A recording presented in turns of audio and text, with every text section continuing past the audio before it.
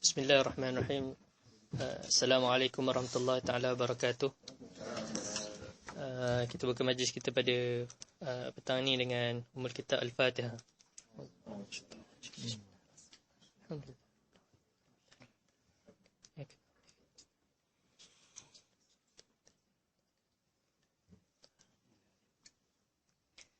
Yang dihormati pada jemputan kita Al-Fadhil Ustaz Raja Ahmad Mukhlis,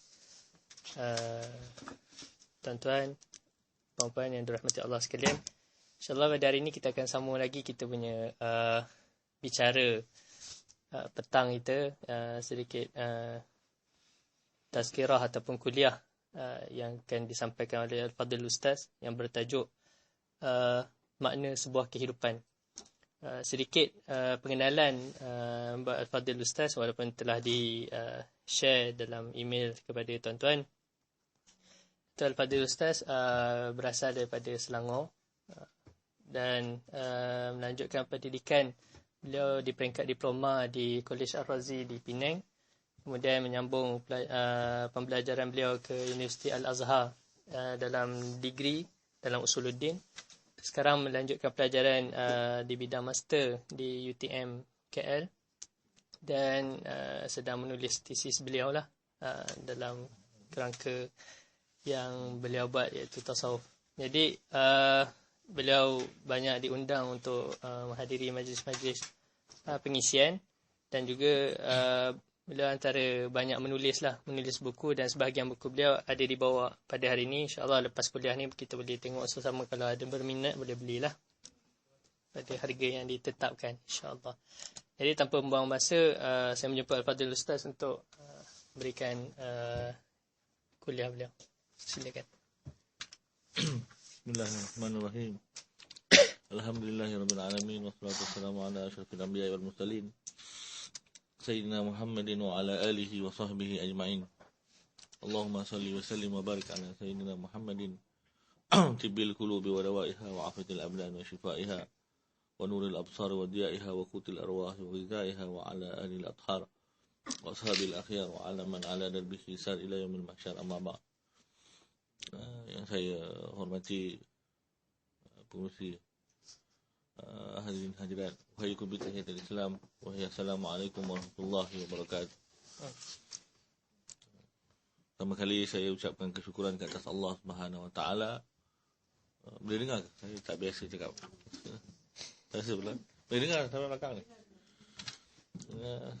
Alhamdulillah, saya ucapkan kesyukuran ke atas Allah Subhanahu wa taala di atas limpah kurnia ini saya dapat hadir di ni apa ni, office ni, Petronas KLCC. Alhamdulillah, ini kali yang kedua saya hadir di KLCC. Kali pertama saya ingat pada 2010 di Khazanah Negara, apa? Tingkat berapa? Khazanah Nasional lah. Alhamdulillah, ini kali yang kedua untuk berkongsi kepada tuan-tuan dan puan-puan yang dirahmati Allah Subhanahu wa taala tentang tajuk yang diberikan kepada saya, iaitu tentang makna sebuah kehidupan. Terlebih dahulu saya ingin mengucapkan selamat tahun baru, jika masih lagi bulan Januari ya. Mudah-mudahan permulaan tahun baru kita ini menjadi satu milestone kepada perjalanan keseluruhan kehidupan kita, kerana para ulama menyebut dalam beberapa perkataan beliau iaitu al-bidayat tadullu ala nihayat. Permulaan seseorang itu akan menunjukkan kepada kesudahan. Jadi kita mungkin kadang-kadang terlepas pandang kenapa kita selalu menyambut awal tahun, awal permulaan dan sebagainya. Tetapi itu ialah suatu makna yang besar dalam kehidupan kita, dalam motivasi, kerana permulaan itu adalah sebuah gambaran umum kepada keseluruhan kehidupan kita. Orang yang bersemangat pada awalnya itu ialah orang yang menunjukkan dirinya ingin mencapai sesuatu pada penghujungnya. Walaupun kadang-kadang di tengah-tengah itu akan ada kemalasan dan sebagainya, tetapi permulaan seseorang itu menunjukkan mereka ingin mencapai sesuatu dalam usaha mereka. Sebab itu para ulama mengatakan al-bidayat tadullu ala nihayat. Permulaan akan menunjukkan penghujung. Kalau orang pada permulaan pun sudah tidak semangat, maknanya dia memang tidak mahu mendapat sesuatu daripada usahanya. Jadi saya kira daripada tahun baru ini, mungkin tahun baru Masihi dan tahun baru Hijrah juga, tidak terlepas daripada azam, berazam untuk mencapai sesuatu. Dan itu ialah maksud daripada kata-kata para ulama, permulaan itu menunjukkan kepada penghujungnya. Kerana orang permulaannya betul, insya-Allah sampai kepada kesudahan. Daripada permulaan lagi sudah tidak betul, maka hampir-hampir tidak akan sampai kepada kesudahan. Orang yang tak sampai selalunya kerana permulaan yang tidak bersedia. Kalau orang dah bersedia daripada permulaan, maka itu tidak sampai kepada destinasi, itu suatu perkara yang boleh dimaafkan. Tetapi orang yang tidak bersedia dari awal, kalau kita nak balik kampung, tak servis kereta, kita tak sediakan kelengkapan yang cukup, akhirnya terkandas di tengah-tengah jalan, yang itu memang salah kita, kerana kita tidak bersedia. Tetapi orang yang telah melakukan persediaan, maka kita tidak boleh persalahkan apa-apa yang berlaku di tengah-tengah jalan. Maka kehidupan itu keseluruhannya, daripada mana kita ingin bermula, itulah yang perlu kita jawab. Kerana kehidupan ni kita boleh katakan sebuah perjalanan yang luas, yang panjang. Perjalanan yang panjang. Kalau kita tak bersedia untuk berjalan, maka kita tidak akan sampai kepada destinasi.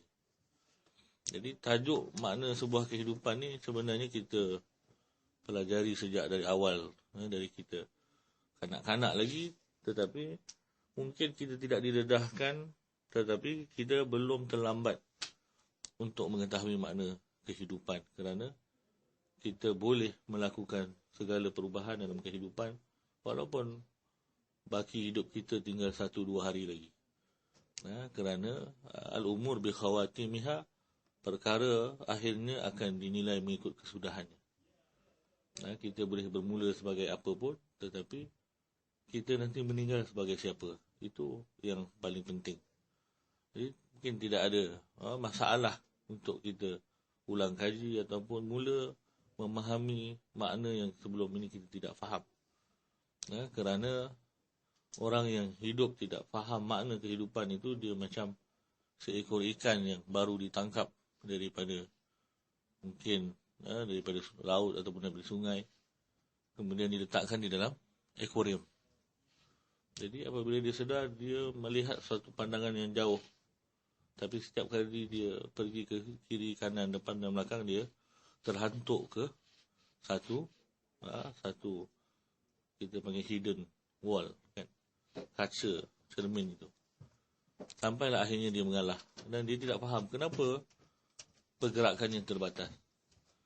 Jadi kita dalam jiwa kita ada nafsu yang menterbalikkan pandangan kehidupan, yang menyebabkan kita sentiasa terhantuk dalam dinding-dinding luksina dalam kehidupan. Kita didorong oleh nafsu untuk hidup sebagai seorang raja. Walaupun nama saya raja, tetapi saya pun tidak mampu hidup untuk sebagai seorang raja. Tetapi dalam diri kita ada dorongan untuk hidup sebagai raja, walaupun dalam jiwa hamba. Kita ini diciptakan sebatas hamba, tetapi adanya nafsu dalam diri kita yang menterbalikkan makna kehidupan. Lalu kita ingin hidup lebih daripada limit kita, limitasi yang ada. Jadi kita bertemu dengan takdir. Kita bertemu dengan takdir setiap hari, rasa kenapa Allah tak bagi apa yang kita nak, kenapa aku susah dan sebagainya. Kita bertemu dengan takdir bukan kerana takdir itu suatu hidden wall, tetapi kita sendiri tidak mahu terima hakikat bahawa kita di dalam akuarium. Maka ikan yang sakit melanggar dinding itu tidak boleh menyalahkan dinding yang ada, tetapi dia perlu memahami bahawa dia di dalam sebuah akuarium. Jadi kita hidup perlu memahami limitasi, batasan kehidupan, batasan makna diri kita yang Allah SWT telah letak. Itu cara orang yang faham kehidupan kemudian merasa kehidupan ini luas. Kita diberi ujian oleh Allah SWT dengan nafsu kita yang ingin hidup lebih daripada batasan yang Allah tentukan. Jadi nafsu itu ingin menjadi raja, tapi kita diciptakan sebagai hamba. Nafsu ingin merdeka, tetapi kita ini dimiliki. Maka kita tidak sinkronis dengan casing kita. Kita tidak sinkronis dengan diri kita sendiri, bukan Allah Subhanahu Wa Taala itu, tetapi dengan diri kita. Kita setiap hari tidak harmoni dengan diri kita. Maka kita mula merasa tidak selesa dengan kehidupan kerana kita menganggap kehidupan itu lebih daripada yang sepatutnya kita hadapi. Jadi kita boleh muhasabah dalam kehidupan kita, makna diri kita ini yang menterbalikkan hakikat kehidupan ini menyebabkan kita stres dan struggle setiap hari dengan nafsu yang tak pernah faham dan sentiasa salah fahamkan kita apa makna kehidupan. Nah, kita dalam masalah dunia saja, kita mungkin ditipu oleh sifat tamak. Itu salah satu contoh. Kita mungkin ditipu oleh sifat tamak, lalu kita ingin dapat lebih daripada yang kita dah ada, sedangkan dalam kehidupan ini kita tak akan dapat lebih daripada apa yang dah ditentukan. Tetapi tamak menipu kita, lalu kita merasakan bahawa kita boleh capai sesuatu yang mana mungkin Allah SWT tidak tentukan, tetapi kita boleh capai. Itu ialah kecenderungan sifat tamak. Orang berusaha, orang bekerja dalam kehidupan ini tanpa tamak pun dia akan dapat apa yang dia ditentukan. Dengan tamak pun dia tidak akan dapat apa yang dia tidak ditentukan. Tetapi beza orang yang tamak dengan tak tamak. Orang tamak itu sedang sakit. Dia sedang sakit. Maksudnya dia sakit tanpa sebab. Dia sakit tanpa asas. Kerana kalau dia tidak tamak, apa yang akan sampai kepada dia akan sampai. Apa yang tidak akan sampai, tidak akan sampai. Tetapi dengan menambah tamak, dia tidak akan ubah. Apa yang akan sampai, akan sampai. Apa yang tidak akan sampai, tidak akan sampai. Tetapi dia sakit sendiri. Kemudian mula hasad. Mula hasad melihat orang lain dapat apa yang mereka dapati. Dan dia harap dia dapat lebih daripada orang itu. Sedangkan ketentuan telah ditentukan. Orang lain akan dapat apa yang ditentukan dan kita akan dapat apa yang kita ditentukan. Jadi nafsu yang selama ini menterbalikkan makna kehidupan, lalu kita seolah-olah sedang bertempur dalam sebuah kehidupan, tetapi kita bertempur dengan bayang-bayang sendiri. Kita sedang bersaing dengan orang sana, padahal kita sebenarnya sedang sakit dalam makna kehidupan yang kita tidak faham. Kita tak pernah bersaing dengan sesiapa. Di luar sana mereka ada kehidupan sendiri, mereka ada takdir mereka sendiri, kita ada takdir kita sendiri. Tetapi kita seolah-olah bersaing dengan setiap orang, tetapi kita ialah juara kerana bertanding dengan diri sendiri, bukan dengan orang lain. Jadi itu ialah contoh penyakit jiwa yang menterbalikkan makna kehidupan. Itu contoh tamak. Contoh lagi ialah sifat favorite, cita rasa yang keterlaluan. Saya mengatakan kita bermasalah dengan orang yang di luar. Dalam setiap hari kita bermasalah dengan setiap orang. Sedangkan yang menyebabkan semua masalah itu adalah nafsu kita. Diri kita. Diri kita yang menyebabkan kita bertembung dengan semua orang di luar. Kalau kita nak menyalahkan seseorang di dalam kehidupan kita yang paling menyusahkan kita, Itulah diri kita. Kita tak dapat banyak benda kerana kita nak banyak benda. Bukan pasal kita tak dapat. Kalau kita tak pernah nak, kita tak pernah rasa tak dapat. Jadi, yang menyebabkan kita rasa tak dapat ialah rasa nak yang terlalu banyak dalam diri kita. Jadi, jangan salahkan di luar.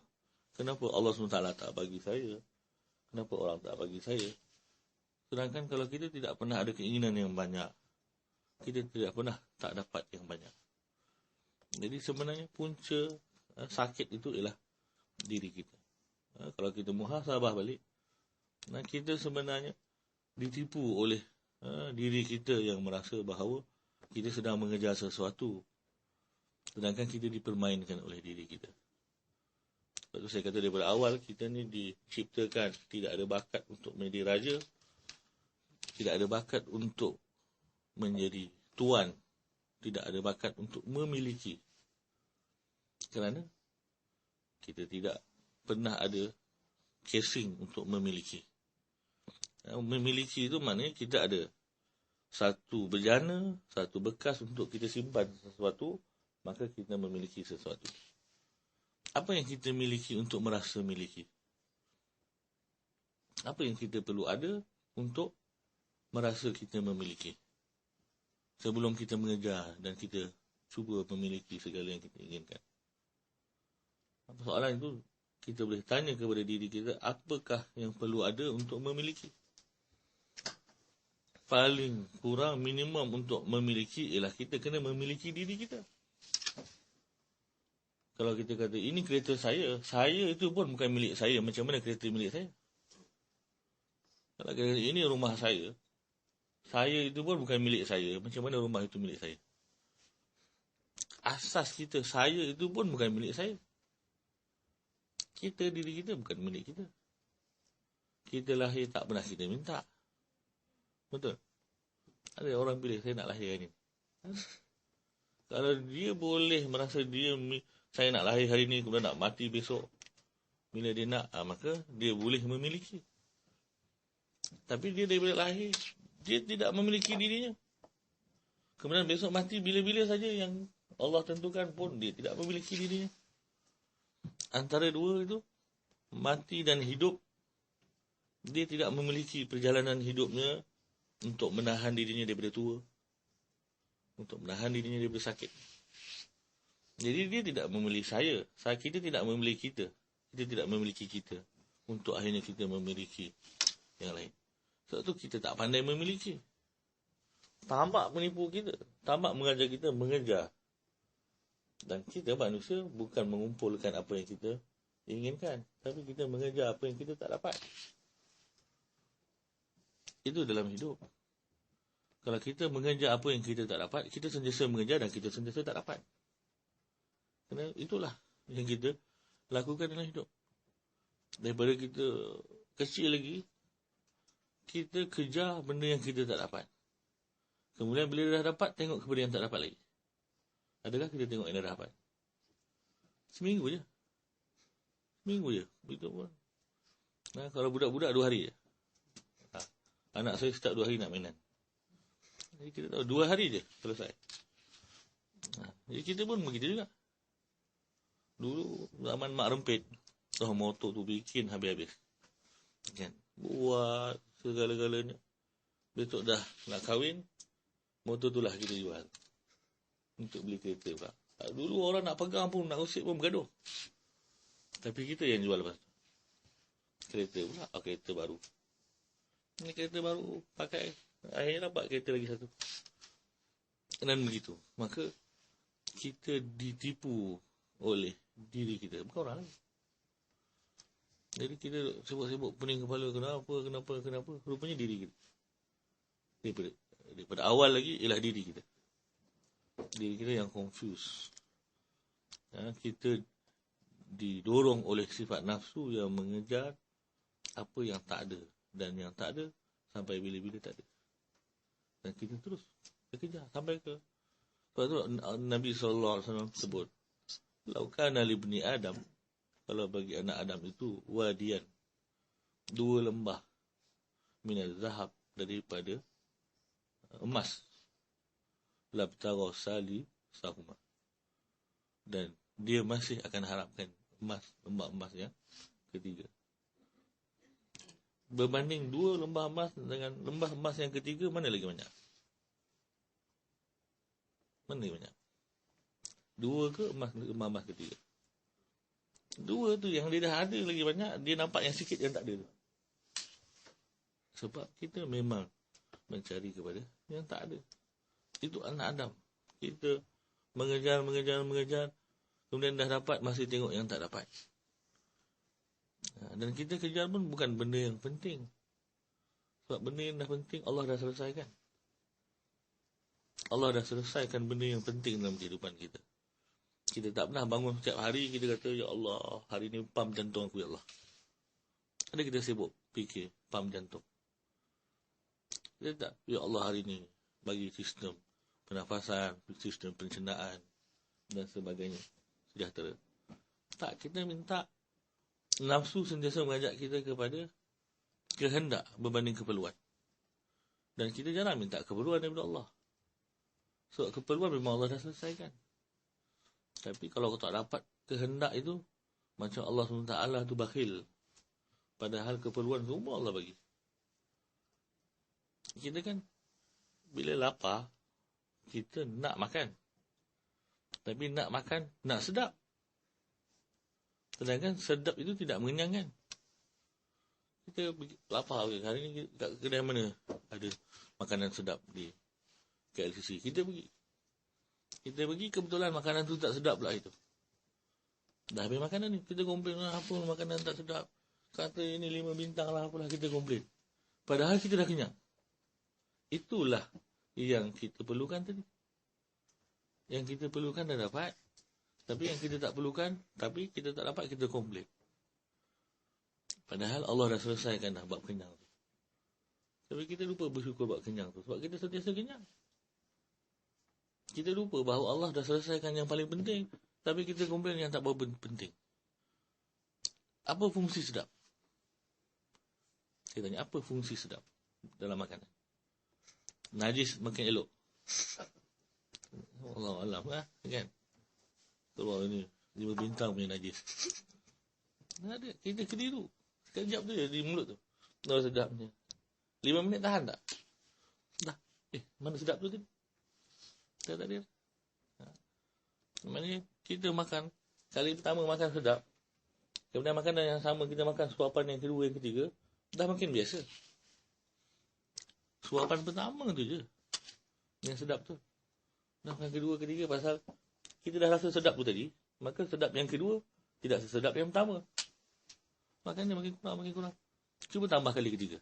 Dah tak boleh. Dah kenyang, tak sedap langsung. Tadi sedap. Makanan tu tadi sedap, tapi lepas kali ketiga tak sedap. Jadi kita ditipu oleh nafsu. Ada kawan saya dulu, dia baru kerja. Dia dah lama dah pergi kerja naik pengangkutan awam. Akhirnya dia dah ada duit nak beli kereta. Tapi dia nak beli kereta, yelah first time nak beli kereta. Jadi dia nak apa yang dia nak. Jadi dia nak kereta dia warna hijau. Dalam katalog ada. Tapi kat showroom tak ada. Tak ada, dia kata, oh ini hijau memang top. Habis. Mungkin bulan depan ada. Dia kata, mungkin. Tapi kalau warna lain ada. Dia kata, saya tak sabar. Saya tersanggup tunggu sebulan lagi. Naik pengangkutan awam dan sebagainya. Untuk tunggu yang hijau tu juga. Tapi dia kata, saya sebulan ni, saya kata, saya tak jamin lah. Mungkin ada. Tak apalah, saya nak tunggu juga. Sebulan je bersusah payah naik pengangkutan awam. Datang dia kata, minta maaf lah cik. Lepas sebulan tu, minta maaf. Memang hijau tak ada. Kat mana-mana pun tak ada. Cik kalau pergi tak ada. Habis dia marah kan. Saya sebulan bersusah payah nak buat apa? Kan dia cakap mungkin tadi. Kan, bergaduh-gaduh untuk warna hijau tu. Akhirnya, tak apalah, biru pun jadilah. Kalau dia pun bersusah payah dapatkan warna hijau tu lepas sebulan, dia masuk dalam kereta, hijau tu kat luar, dia duduk kat dalam. Jadi dia pun tak tengok hijau tu. Orang lain yang tengok. Dia bergaduh untuk akhirnya dia duduk dalam, dia pun mana hijau dia tu. Hijau tu kat luar. Bergaduh selama sebulan untuk hijau kat luar. Kalau nak tengok kereta hijau, suruh orang lain beli kereta hijau. Oh kita tengok, kereta hijau. Kita mari sakit bergaduh. Kita tak pernah duduk 2 jam tengok kereta hijau. Oh hijau kita ni. Habis kau 5 minit tengok, oh, dah duduk dalam kereta. Kita paling lama duduk dalam kereta, tapi kita risau dengan hijau yang luar. Bergaduh sebulan. Kita mari, apa makna hijau dengan biru kalau akhirnya orang lain yang tengok? Bukan kita. Kita santai-santai je tengok kereta orang. Biarlah. Mana apa pun. Tapi kita ditipu oleh kehendak, keinginan, nafsu. Sebab tu Nabi SAW dia adalah orang yang paling minimum dalam kehidupan. Sebab dia tahu tak ada apa yang diperjuangkan kalau dia nak. Nabi SAW ada favourite. Dia ada makanan kambing, bahagian peha Nabi SAW suka. Tapi dia tidak pernah beli daripada diri dia. Kalau dia makan roti saja. Para sahabat yang tahu Nabi suka, maka para sahabat kalau buat kenduri, ajak Nabi SAW. Nabi makan apa yang dia suka di rumah orang lain. Pasal Nabi SAW sendiri tak sediakan untuk diri dia. Kita setiap hari favourite kita. Kan? Kita tak faham kehidupan kalau kita berjuangkan itu sahaja. Kalau kita makan setiap hari benda yang sama pun akhirnya hilang favourite tu. Nak kekalkan favourite tu, jangan makan selalu. Kalau kita dah makan selalu, dah tak jadi. Saya dulu suka asam pedas kan. Setiap kali balik daripada asramanya, nenek saya mesti buat asam pedas. Lepas tu saya duduk rumah dia, dah cuti sekolah, saya duduk rumah dia dalam seminggu, setiap hari asam pedas. Sekarang saya pun dah tak jadi favourite dah asam pedas. Hilang terus kegemaran tu. Kalau kita makan selalu, akhirnya sekolah. Begitu, nafsu menipu kita. Dalam kehidupan yang sementara ni, kita mengejar bayang-bayang sendiri. Maka kita dalam kehidupan sebagai hamba faham ada limitasi, ada batasan Allah nak jadikan dalam kehidupan kita. Kita boleh makan apa yang kita nak, tetapi Allah yang bagi apa yang kita nak. Maka bertembung apa yang Allah nak dan kita nak, takkan berlaku melainkan apa yang Allah nak. Selesai. Sebab tu daripada awal, kalau kita menjadi hamba, kita tidak ada tamak, kita tidak ada kedekut, kita tidak ada. Ada orang menyangka makin banyakkan akaun, itulah duit dia. Itulah rezeki dia. Digit dalam akaun itu selagi mana bukan kita manfaatkan, itu ialah harta waris. Itu ialah harta waris. Macam mana kita tahu kita boleh habiskan semua tu? Kita tak tahu. Nabi SAW kata, ayyukum malu warisihi ahab ilaihi min malihi. Siapa yang harta waris dia lebih disuka daripada harta diri dia? Maka sahabat kata, tak ada orang suka harta waris, semua orang suka harta sendiri. Maka Nabi SAW kata, harta waris ialah apa yang dia simpan. Dan harta dirinya apa yang dia dah belanjakan. Tapi kita rasa yang kita dah belanjakan tu hilang. Yang kita simpan tu ada. Sedangkan yang kita belanja tu sebenarnya ada. Yang kita simpan belum tentu. Kita buka akaun, itu bukan kita punya lagi. Kita beli rumah, siapkan rumah kita, itu belum tentu kita punya. Kita bayar berapa rumah sewa? Berapa setahun? 30 tahun pinjaman. Berapa tahun? Kita bayar 30 tahun. Hari kita habis bayar, kita meninggal. Kita bayar untuk orang lain. Kita baru nak rasa kita punya rumah. Dah, anak hantar kita kat kubur. Ataupun kita tulis wasiat, aku kalau mati dalam rumah ni aku nak tanam. Bayar 30 tahun tak pula kena duduk dalam kubur. Duduk dalam rumah tu kan. Berjalan kat Putrajaya. Saya duduk kat Putrajaya, quarters. Bawa guru saya tengok. Ada rumah sampai 1 juta. Guru saya kata, ini apa? Kotak sampai 1 juta. Besok mati dalam ni ke? Kan orang bayar 1 juta, matilah kubur. Apa 1 juta tu? Kan? Bagi orang Syria, mana orang Syria? Bagi orang Syria makan mati-mati tu. Istana kita dapat kat akhirat. Buat istana kat dunia, besok meninggal. Itu Imam Hasan, Imam Ibrahim bin Adham ketika ditanya oleh Khalifah Amirul Mukminin, wahai Ibrahim bin Adham, kenapa orang takut, orang tak nak akhirat? Kenapa orang tak pandang akhirat, semua sibuk dunia? Sebab mereka dah rosakkan akhirat mereka dengan dunia mereka. Jadi orang tak nak akhirat lagi. Buat korak, buat benda-benda yang bukan-bukan, dapat rezeki halal haram tak kisah untuk dunia, akhirat dah rosak, siapa nak pergi akhirat? Lebih baik berbanding orang yang makmurkan akhirat. Ibrahim bin Adham itu berubah kehidupannya. Dia seorang zuhud. Sebelum tu dia lah ulama, anak kepada gubernur, yang bersara dia di istana, warisan ayahnya. Kemudian datang satu orang ke rumah dia. Dia kata, ini rumah siapa? Jadi Ibrahim bin Adham kata, ini rumah saya. Kata, bukan rumah kau ni. Tak mungkin lah. Rumah siapa ni? Terkilan lah tuan rumah. Orang tak percaya pula rumah ni. Ini rumah saya lah ni.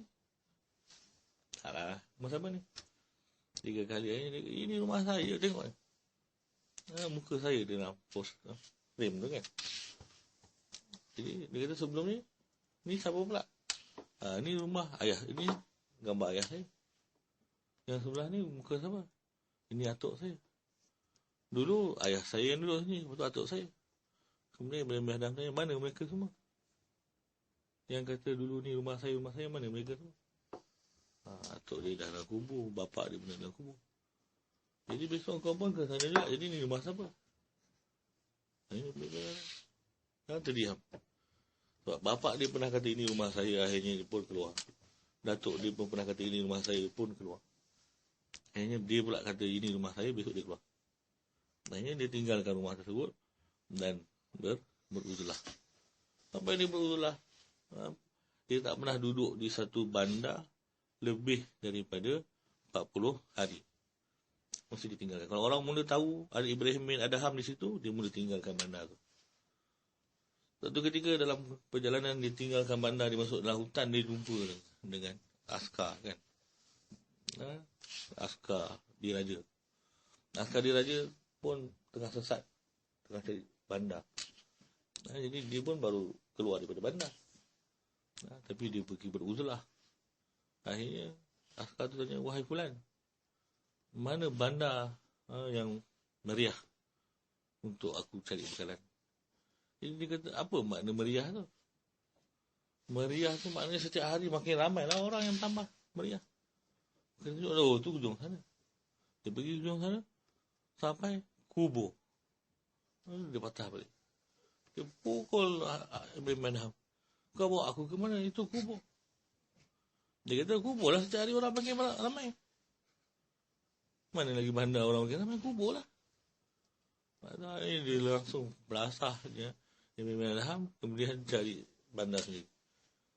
Tengah-tengah petang sampai bandar, nak rehat kejap, akhirnya nak sembahyang asar, lihat Ibrahim Adham sedang mengajar di masjid itu. Ada halakah kecil. Maka askar tu kata, siapa orang yang mengajar tu? Saya macam kenal. Siapa ni? Itulah Ibrahim bin Adham. Ibrahim bin Adham, dia pun pernah dengar. Tadi saya pukul dia. Akhirnya cepat-cepat dia tahu Ibrahim bin Adham ni orang besar, tapi dia tak pernah jumpa. Dan dia dah pukul pun. Akhirnya dia takut dan dia pergi minta maaf. Dia kata, Syekh, saya minta maaf. Saya tak tahu kamu Ibrahim bin Adham. Tapi kenapa saya tengok kamu ketika pukul, kamu masih okey dan kamu doakan kebaikan kepada saya. Maka dia kata, kalau kamu tak pukul saya tak dapat asbab untuk sabar. Dan sabar itu menyebabkan saya mendapat pahala tanpa hisap. Jadi kamu menyebabkan saya mendapat pahala tanpa hisab. Jadi saya doakan kebaikan kepada kamu. Ya, innama yuwaffas sabirina ujurahum bighairi hisab. Sesungguhnya akan dibalas orang-orang yang sabar itu dengan pahala tanpa batasan. Jadi kamu menyebabkan saya dapat peluang itu, saya doakan kebaikan. Akhirnya dia salam dan bertaubat di atas tangan Ibrahim bin Adham. Dan aku lihat itu semua orang-orang yang telah lalui, mungkin lebih kaya daripada kita dan akhirnya tinggalkan dunia. Kita ni baru nak mula lah. Baru nak. Siapa dah kerja 10 tahun? Ada sini 10 tahun, 20 tahun. Kita hantar CV dulu kan. Semula minta kerja. Permulaan kita. Nampak macam minta kerja tapi bukan nak kerja kan. Nak duit kan. Nah, saya nak minta kerja ni. Bagi kerja banyak, pening pula. Dah, hari tu minta kerja. Ya, maksudnya, nak minta gaji. Itu yang malu nak cakap. Saya datang nak minta gaji. Kan senang. Jadi makin banyak gaji bos bagi, kita tak komplain. Tapi sebab kita malu nak cakap nak minta gaji, kita kata nak minta kerja. Jadi bos pun salah faham, bagi kerja banyak sikit. Gaji dia tolak. Pasal kita tak terus terang.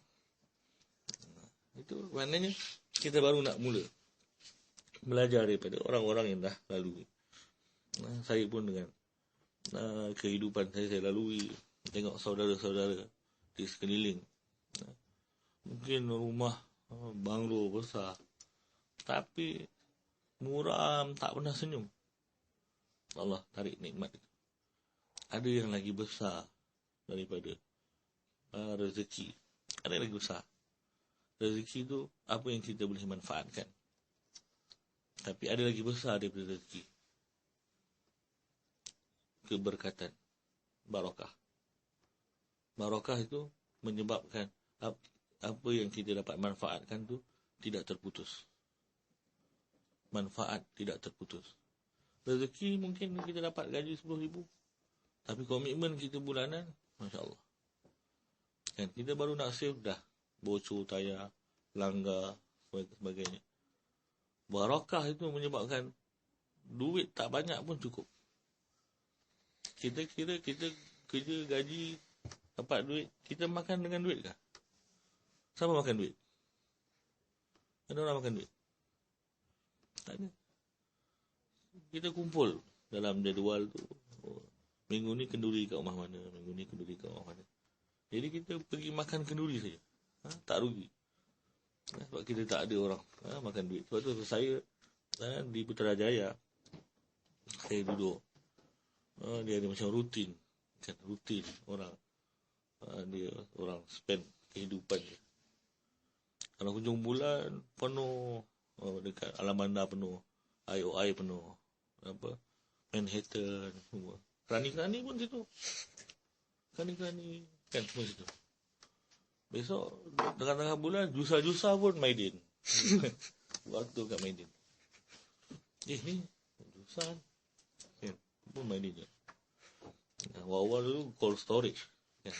Cold storage, kerani cold storage. Maknanya semua hidup rutin. Begitulah setiap bulan. Tak apalah, kita window shopping. Dapat gaji nanti kita pergi. Nak juga tengok walaupun tak dapat beli. Sebab tak ada kan. Kita ada tengok benda yang kat rumah, tak ada. Semua dalam apa? Dalam closet apa? Dalam almari semua. Kasut dah bertingkat. Saya pernah tengok makcik saya dekat rumah tu. Setiap bulan beli kasut. Tak pernah pakai lagi. Dia kata nak bagi matching. Baju ni dengan colour ni dengan matching dengan kasut ni. Saya cakap kat pakcik saya, makcik, saya rasa tak pernah orang tengok kasut. Tak tahulah, saya tak pernah tengok kasut orang. Saya tak perasan pun dia pakai kasut ke. Kan? Saya tak pernah tengok orang. Kita tengok kasut orang ke? Ini khas papi ni kan? Tak ada. Kan? Tak ada orang tengok. Tapi pun orang waktu raya, tengok makcik-makcik semua tukar langsir. Nak bagi match dengan dia punya sofa tu. Tukar langsir. Akhirnya hari raya ramai orang dah buka langsir. Ikat, lepas tu buka tingkap. Tak perasan pun langsir apa yang ni. Malam tadi bergaduh nak tukar langsir. Lepas tu orang tak tengok pun langsir. Dia nak cakap ni beli dekat Paris ni Orang tak tahu pun Paris ke nilai 3 ke. Tak ada beza. Kan? Palsu pun macam tu juga. Tanyalah ni, kat mana dia beli ni? Suruh orang tanya pula. Cuba tanya beli kat mana. Cakap bila beli kat mana kan senang. Nak suruh cakap lah. Ini bukan nilai 3 ni. Maknanya, itu kita habiskan pun dunia untuk orang lain, megah. Kan? Ada orang beli rumah besar-besar, akhirnya dia sunyi. 3 tingkat, 4 tingkat, sunyi. Lepas tu beli atas tu, pintu buka tutup. Panggil ustaz. Buat air. Jin dia masuk. Ya. Ustaz kata senang buat rumah anak yatim lah ni. Kan? Mana jin yang duduk, biar anak yatim duduk. Ya. Buat rumah besar-besar. Saya bukit antara bangsa, rumah ayah saya tu penuh. Adalah rumah orang kenal. Besar. Jin dah masuk lah. Ya, orang besar. Dia seorang suami pun selalu tak ada kat rumah. Isteri pun tak ada kat rumah. Akhirnya jin yang duduk kat rumah. Dia dah pening lah. Kadang kereta lampu buka sendiri. Ya, orang besar dia kalau saya sebut semua kenal. Tak payah sebut lah. Panggil Ustaz Darul Syifa. Ustaz Darul Syifa. Saya biasa orang yang kena masuk. Kereta kena masuk pula. Macam mana? Ya, main. Zaman sekarang jin masuk kereta. Dia ni. Oh, ingat orang pecah rumah ke kan? Tu. 21 ni kena masuk. Abad 21. Confuse. Kita buat rumah besar untuk orang puji. Tapi kebesaran tu pada rumah, bukan pada kita. Macam khalifah. Lalu Ibrahim bin Adham tengok khalifah tengah bangga dengan kuda baru dia yang hebat daripada Parsi. Maka dia kata, wahai tuanku, wahai Amirul Mukminin, kenapa aku tengok ada wajah megah di muka kamu, sedangkan yang orang kagum tu ialah kuda kamu, bukan kamu. Kalau kamu jalan seorang-seorang tak ada kuda tu, orang tak kisah pun. Macam kita naik Mercedes lah kan. Orang dah suka, kita tengok orang apa-apa kan. Orang kagum kereta tu kan, bukan dia kan. Tapi dia seronok dengan kereta tu. Jadi kita seronok dengan bukan milik kita pun, bukan dalam diri kita pun. Orang tahu kalau kita pinjam Lamborghini orang kan naik kereta. Kan orang kita hebat juga. Padahal driver je kan. Dekat Putrajaya banyak begitu. Saya tengok kenapa orang ni parking nampak gas kan, tapi driver saja. Seorang tak tahu kan. Tapi saya tahu dia. Kan? Saya kenal datuk-datuk. Ada driver dia, kalau dia tak tahu dia parking, hack lah sikit. Kan? Saya tengok kalau kereta macam ni, takkan tuan dia yang bawa. Kan? Mestilah driver dia yang bawa. Jadi kita tahu. Tapi orang tak tahu dia boleh kemana. Pertama-tama kalau dia balik kampung kan, driver bagi, tuan kata baliklah kampung, pakai kereta aku tak apa. Dia balik kampung. Kau kerja apa kat KL? Oh, kerja saham semua main. Balik kereta bos kan. Orang kampung balik naik Mercedes. Jadi kita bangga dengan sekeliling kita, dan kita membanggakan orang dengan sekeliling kita, bukan dengan diri kita. Sebab diri kita akhirnya kembali kepada tanah. Semua orang macam tu. Baru-baru ni ada orang meninggal, orang besar meninggal. Saya pergi baca Yasin semua. Kawan-kawan dia semua duduk berdiri pasal tak pandai baca Yasin. Kawan-kawan dia berdiri je lah. Orang-orang yang tak kenal dengan dia, orang-orang masjid tentang baca Yasin. Kita besok tengoklah kawan-kawan kita ke nak baca Yasin, yang bawa kita pergi main golf, bowling. Dia orang ke yang nak doakan kita? Akhirnya anak-anak dia pun tak pandai baca kan, duduk je. Akhirnya ustaz-ustaz baca Yasin. Rumah besar-besar, tapi dia akhirnya macam tu je, dibalut dengan batik lepas. Semua orang macam tu. Hebat macam mana pun, dia duduk dalam kain batik yang lepas tu. Itulah diri orang. Ya. Orang yang baru sampai semua tengok, oh, swimming pool dia, taman dia. Terlupa tanya jenazah kat mana. Semua duduk luar. Kan? Orang dah tak nampak dah diri jenazah. Wallahualam tu. Dah berapa jam ni? Alhamdulillah saya tak diberikan mic. Kalau ada mic lagi. Wallahualam. Semua orang pun tak sabar nak solat kan. Alhamdulillah, jazakallah khair. Terima kasih kepada Sayyidi Ustaz atas pencerahan yang diberikan tentang makna sebuah kehidupan. Jadi kalau ada, kita buka sikit dalam 10 minit soalan. Kalau ada soalan yang nak tanya sekitar apa yang kita bincangkan, ataupun di luar tu, kalau ada pun boleh, tak masalah, insyaAllah.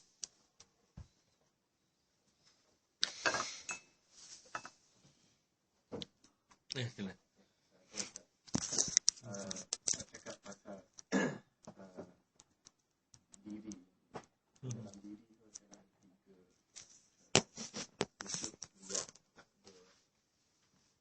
So, tiga-tiga ni sebenarnya kadang kita pun confuse. Macam mana nak elakkan benda tu.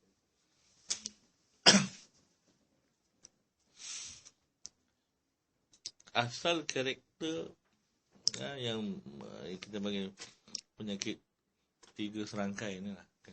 Jadi penyakit tiga serangkai, ujub, riya dan takabur, bermula daripada kebiasaan kita berinteraksi dengan diri kita tanpa Allah Subhanahu Wa Taala. Itu punca dia. Maknanya kita berinteraksi kepada diri kita tanpa menghadirkan makna diri kita sebahagian daripada penguasaan Allah Subhanahu Wa Taala. Jadi kita rasa wujud secara independen. Itu garis halus ketika kita merasa wujud. Sebenarnya penyakit ujub, takabur dan riya itu lahir daripada merasa wujud. Kita kena banyaklah rawatan itu, tapi secara penghayatan kita kena faham dulu dalam diri kita tidak wujud, kita diwujudkan. Bila kita keliru antara wujud dan diwujudkan, kita lupa bahawa kita diwujudkan. Kalau wujud itu milik diri kita. Kalau diwujudkan, wujud itu milik yang mewujudkan. Jadi kita kena konsisten maintain karakter kita ni diwujudkan. Maka kita tidak boleh terpisah daripada pengaruh dominasi Allah Subhanahu Wa Taala. Maknanya dalam kehidupan kita tahu kita ada kehambaan. Kehambaan itu ialah buat yang baik, yang buruk kita tinggalkan. Dalam kita buat yang baik itu, kita kena merasakan bahawa kita buat baik pertama kerana Allah dan yang kedua dengan Allah. Maka dalam setiap kehidupan kita, pertama kita lakukan kerana Allah. Kadang-kadang ujub ni berlaku pasal kita lakukan kebaikan pun bukan kerana Allah. Ujub ni berlaku kerana tidak ada ikhlas. Kita melakukan kerana mungkin nak dapat perhatian orang, maka di situlah timbul riak. Kerana tidak ada ikhlas. Maka cara untuk membersihkan daripada ujub-ujub ialah asas. Ujub ialah asas kepada penyakit yang tiga ni. Ujub ialah merasa seronok dengan diri sendiri, kerana diri sendiri, daripada diri sendiri. Shot sendiri. Merasa seronok dengan diri sendiri tanpa melihat bahawa itu daripada Allah. Kalau kita seronok dengan diri sendiri, tetapi diri sendiri itu ialah daripada Allah dan kita bersyukur, maka dia dipanggil sebagai seronok dengan Allah, bukan dengan diri kita. Jadi kita kena melihat semua yang kebaikan, anugerah itu daripada Allah. Maknanya jalan yang pertama ialah lakukan kebaikan kerana Allah, dan yang kedua lakukan kebaikan dengan Allah. Merasa bahawa kita lakukan ini dengan bantuan Allah. Kalau tak ada Allah yang bantu, maka kita tidak lakukan. Jadi orang yang menghadirkan, dia akan diterjemahkan dengan kita punya natijah. Kalau kita berjaya memahami bahawa kita lakukan kebaikan kerana Allah dan dengan Allah, kita tidak akan merendah-rendahkan orang yang buruk. Itu natijah dia. Kenapa? Kita lihat itu belum dibantu oleh Allah. Sebagaimana sekarang Allah bantu kita. Nabi SAW tidak pernah memburukkan orang yang buruk. Sehingga nak dilemparkan gunung kepada orang Taif pun Nabi SAW tidak mahu. Nabi tahu asal masalah bukan mereka, tetapi belum dapat hidayah, maka Nabi sallallahu alaihi wasallam kata, Allahumma hdi qaumi fa innahum la ya'lamun, bagi hidayah kepada kaumku, mereka tidak tahu. Jadi orang yang merasa mendapat kurnia daripada Allah akan melihat orang lain belum dapat lagi. Jadi dia tidak pernah tak selesa dengan orang, dia tidak pernah bermusuhan dengan orang. Jadi itu dia punya natijah. Maka cara nak lawan ujub itu ialah dengan ikhlas, melakukan kerana Allah dan melakukan dengan Allah. Ulama tasawuf mengatakan lillah billah, lillah billah, lillah kerana Allah, billah dengan Allah. Nah itu, lillah itu ada di dalam la ilaha illallah, billah itu ada dalam la haula wala quwwata illa billah. Itu dua kalimah yang menjadi sayap kepada kehambaan. Kita melakukan kebaikan kerana Allah, kerana kita ingin hanya dinilai di sisi Allah. Kalau kita jangan sibuk. Orang sibuk penilaian orang, maka dari situ ujub, dari situ takabur. Kalau dia sibuk dengan penilaian Allah, tak mungkin dia bangga depan Allah. Kalau dia melihat hanya Allah yang memerhatikan dia, tak mungkin ada satu saat pun dia boleh bangga di hadapan Allah kerana dia tahu itu daripada Allah. Tapi kita berhadapan dengan orang yang nampak kita, maka kita seronok, padahal kita dan dia daripada Allah. Cara nak rawat dia untuk ikhlas ialah merendahkan pandangan makhluk. Kita kena merendahkan pandangan makhluk, maknanya tidak meletak nilai pada pandangan makhluk. Makhluk apa saja dia puji, itu semua tak betul. Siapa yang paling layak puji diri kita? Siapa yang paling layak? Allah. Selain Allah, siapa yang paling layak? Agak-agak siapa yang paling layak puji diri kita? Siapa saja? Diri sendiri. Diri sendiri paling layak puji diri sendiri. Sebab kita yang paling kenal diri kita. Kan? Jadi apa saja orang menilai, dia tak kenal kita. Kan? Makin sebab tu kalau anugerah bekerja yang hebat, itu semua orang yang jauh-jauh daripada bos. Sebab bos tak tahu apa dia buat. Nah, maka dia dapat anugerah. Bos kata, siapa dia ni? Kan, tapi dapat anugerah dah. Sebab bos tak tahu, bos dengar yang elok saja. Jadi kita yang tahu diri kita, kita yang paling layak puji diri kita. Orang lain tak layak puji diri kita. Jadi jangan kisahkan orang lain. Kita dan Allah SWT saja. Dan Allah SWT lah yang paling layak, kedua kita. Tapi kita puji diri kita pun nampak buruk kan. Susun trofi kat rumah kata, pekerja terbaik, pekerja datang awal, semua. Banyak trofi kau nikmat. Kan? Siapa yang bagi? Saya lah yang bagi. Saya puji diri saya. Semua buat ada. Ini hantar ni buka kedai jual trofi ke? Kita puji diri kita pun orang tak pandang nilai. Apa lagi orang puji diri kita, lagi tak patut ada nilai. Orang gila kalau kita puji diri kita kan. Orang marah kan. Dia lagi sepatutnya dia tak boleh nilai kita. Kita pun orang kata kau tak patut angkat bakul puji apa? Angkat masuk bakul angkat ni. Orang lain lagi tak patut angkat kan. Pasal dia tak kenal siapa kita. Dalam dunia ni orang semua gila. Semua orang boleh nilai orang lain kecuali diri sendiri. Dia marah orang puji diri sendiri. Tapi semua orang nilai orang lain boleh. Kan gila. Oh, orang tu begitu. Nah, kalau kita tak setuju orang puji diri sendiri atau orang nilai diri sendiri, jangan nilai orang lain. Dan jangan kisah orang lain puji kita ataupun hina kita. Sebab dia tak berhak. Dia tak tahu siapa kita. Nah, seperti mana orang tak suka orang lain puji diri sendiri, orang lain pun kena faham. Jangan nilai orang lain. Kita faham rendahnya penilaian manusia walaupun memuji kita. Sebab tu Sayyidina Ali radhiyallahu anhu ketika dipuji, dia kata segala puji bagi Allah atas apa yang mereka puji, dan semoga Allah ampunkan aku terhadap apa yang mereka tak tahu. Ada yang tak tahu, akhirnya dia puji benda yang tahu kan? Begitu. Maknanya lawan ujub dengan melakukan kerana Allah dan indahkan pandangan penilaian selain Allah, iaitu makhluk. Kita hanya ujub kerana kita sibuk dengan pandangan orang. Kalau kita tak sibuk pandangan orang, kita fokus dengan Allah, maka tidak akan tumbuh ujub itu. Sebagaimana kita tak akan bermegah kalau kita ni driver dengan Mercedes itu di hadapan bos kita. Kan? Takkan kita bawa depan bos kita. Bos, boleh apa? Tak bawa kita. Jadi tak. Kita akan tawaduk dengan bos kita. Bos, kita bawa apa? Buka pintu. Lupa buka pintu. Buka pintu untuk bos kita. Kita tawaduk. Tapi kalau kita balik kampung, orang tak tahu tu kita siapa, lain lah. Kan? Kita seronok, ping. Pakai motor lagi, Mat. Motor pun motor dia. Kita orang.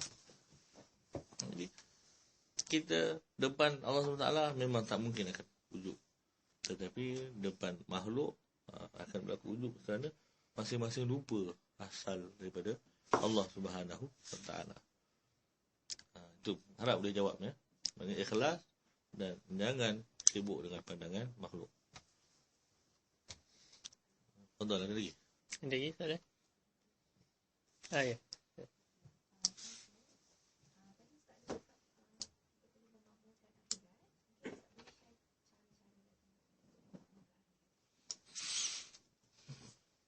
Cara memakmurkan akhirat ialah maknanya kita dalam apa saja lapangan kehidupan kita, apa dulu akhirat dan apa itu dunia. Akhirat itu ialah kehidupan akhir. Akhir ini maknanya selepas kematian. Dunia akan bersambung, dunia yang bersambung kepada akhirat, maka dia ialah akhirat, dia bukan dunia. Maknanya memakmurkan akhirat kita ialah memastikan segala yang kita lakukan di dunia ini bersambung dengan akhirat. Bukan terhenti kepada dunia sahaja.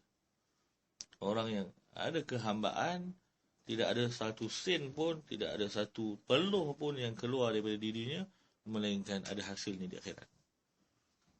Itu makna memakmurkan akhirat. Maknanya tidak ada satu pun. Hatta kalau dia beli mainan untuk anak dia pun, dia keluarkan duit untuk menghiburkan hati anaknya, kerana itu dia ada, anak ada hak kepada dia, itu ialah kehambaan dia kepada Allah, dia dapat pahala.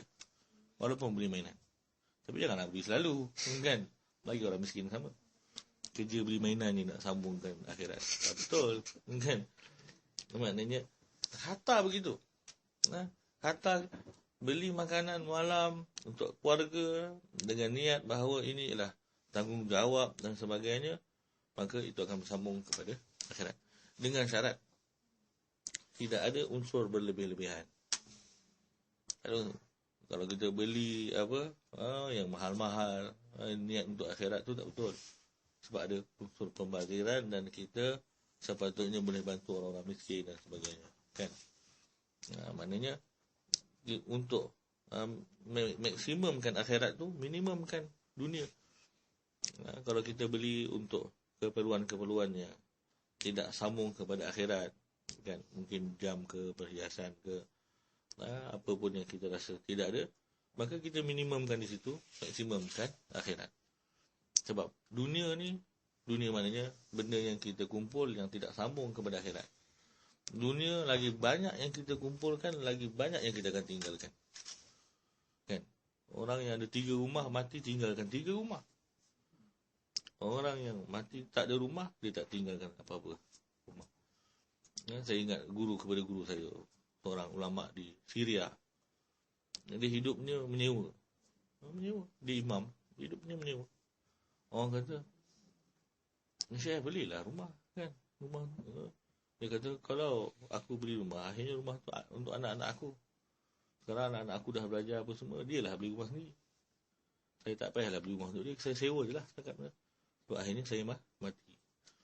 Maka dia mengungkapkan perkataan Imam Abu Hasan Syadzuli yang masyhur.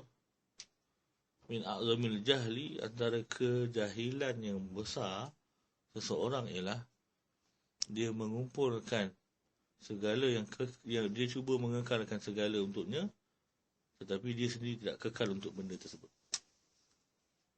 Dia kumpulkan banyak yang kekal untuk dia, rumah milik kekal, kan? kereta kekal, semua kekal, tapi dia yang tak kekal untuk benda-benda tu. Itu kegilaan yang, kebodohan yang paling besar. Dia menghimpunkan banyak yang kekal untuk dirinya, tetapi dirinya tidak kekal untuk benda-benda tersebut. Maka guru saya tu menyewa sampai dia meninggal. Dia bagi anak dia kerja, dia bagi anak dia belajar dan sebagainya. Akhirnya anak dia hidup cara yang mereka inginkan. Dia nak hidup cara yang dia inginkan. Itu kita pulang, bukanlah saya nak suruh menyewa kan, tapi itu cara orang. Setiap orang merasa kehidupan masing-masing. Kalau begitulah. Maknanya minimumkan apa yang tidak sepatutnya di dunia, maksimumkan di akhirat. Pernah Nabi SAW buat kenduri kan, bagi-bagi daging kambing semua. Maka Nabi SAW tanya, wahai Aisyah, apa yang kekal untuk kita, apa yang tinggal untuk kita? Nabi SAW, Aisyah kata, tak ada apa dah melainkan bahagian sedikit saja, bahagian peha, kaki. Maka Nabi SAW kata, bukan, yang kekal, yang bahagian kita ialah semua yang orang ambil tadi. Ini yang belum bahagian kita lagi, yang orang belum ambil ni. Bahagian kita ialah apa yang orang dah ambil tadi. Yang tinggal ni, inilah yang belum bahagian kita. Sayyidatina Aisyah nampak, inilah yang bahagian kita ni, nak makan ni. Orang lain semua dah ambil dah. Tapi Nabi SAW pandang dengan pandangan yang lebih luas. Bahagian kita bukan di dunia ini, tapi yang di akhirat ini, yang orang dah ambil. Itu tarbiyah itu memberi kesan kepada para sahabat. Ketika Sayyidina Abu Bakar radhiyallahu anhu datang bawa seluruh hartanya kepada Nabi sallallahu alaihi wasallam. Datang, ini semua hartaku wahai Rasulullah sallallahu alaihi wasallam. Maka Rasulullah sallallahu alaihi wasallam tanya, "Madza abqaita li ahlik?" Apa yang kamu tinggalkan untuk keluarga kamu? Aku tinggalkan Allah dan Rasul. Maknanya mereka faham bahawa aku lakukan ini semua kerana Allah dan Rasul, dan mereka dapat bahagian mereka. Itu tarbiyah daripada Sayyidina Rasulullah SAW kepada Sayyidina Abu Bakar, dan tak ada orang boleh tiru setelah itu. Dan Nabi tak bagi orang lain buat macam Sayyidina Abu Bakar, kerana dia sahaja yang tahu apa yang dia buat. Tapi kita buat dengan cara kita, maknanya maksimumkan saham akhirat kita, membantu orang-orang yang memerlukan, bantu madrasah, ataupun kita panggil ada kan tiga sedekah, 3 amal jariah. Sedekatun jariah, apa tu? Ilmu dan doa anak yang soleh. Maksudnya hantar anak ke pusat pengajian yang baik, kemudian bantu madrasah-madrasah dan tempat pengajian, dan yang ketiga sedekah jariah. Itu antara contoh memakmurkan akhirat. Maknanya makmurkan akhirat dengan kehambaan dan elakkan daripada makan makanan yang haram. Kerana makanan yang haram itulah yang akan merosakkan akhirat kita. Waliyahzubillah. Itu je. Mungkin setakat itulah. Ada lagi soalan? Soalan terakhir kalau ada. Tak ada. Semua lapar lah. Lapar. Jadi apa yang terima kasih jazakumullah khairan jazak kepada Fadil Ustaz atas pengisian yang diberikan pada petang ini, dan terima kasih kepada tuan-tuan semua atas kehadiran dan sumbangan yang diberikan. Jadi sebagai penutup, kita renung sama-sama hadis Nabi sallallahu alaihi wasallam. Rasulullah SAW sebut hadis dan yang sangat masyhur. Rasulullah sebut, al-kayyisu man dana nafsahu wa amila bima ba'da al-maut, wal ajizu man atba'u hawahu wa tamanna 'ala Allahil amani. Ini salah satu hadis yang saya ambil daripada Fadil Ustaz Raja Ahmad Mukhlis daripada kitab beliau. Jadi, Nabi SAW sebut al-kaisu, orang yang cerdik itu ialah al-kaisu man dana nafsahu, yang berlatih ataupun mengekang diri dia, wa amila bima ba'dal maut, dan beramal untuk apa yang dia nak capai selepas dia mati. Wal ajizu, atau dalam riwayat lain wal ahmaqu, orang yang bodoh ataupun orang yang lalai, ialah man atba'a hawahu, yang ikut nafsu dia, wa tamanna 'ala Allahil amani, dan berangan-angan terhadap Allah Taala. Maksud berangan-angan ni beza dengan satu istilah dalam tasawuf yang sebut ar-raja, berharap. Berharap dengan berangan-angan ni beza. Ulama sebut beza apa? Bezanya ialah angan-angan ni kita, Allah Taala ni Ar-Rahman Ar-Rahim, Allah Taala ni Maha Pengampun, tak apalah. Kita berharaplah Allah Taala. Ini angan-angan. orang yang raja berharap ialah orang yang usaha, kemudian moga-moga Allah Ta'ala ampunkan aku. Itu beza. Jadi kita sebenarnya, jadi sebab kaitan dengan soalan yang terakhir tadi kan. Jadi orang yang cerdik ialah orang yang invest for dia akhirah, dan orang dunia ialah orang yang berangan-angan terhadap Allah SWT. Jadi cukup sekadar itu. Baik-baik itu datang dari Allah, peratun datang dari kelemahan diri saya sendiri. Selaku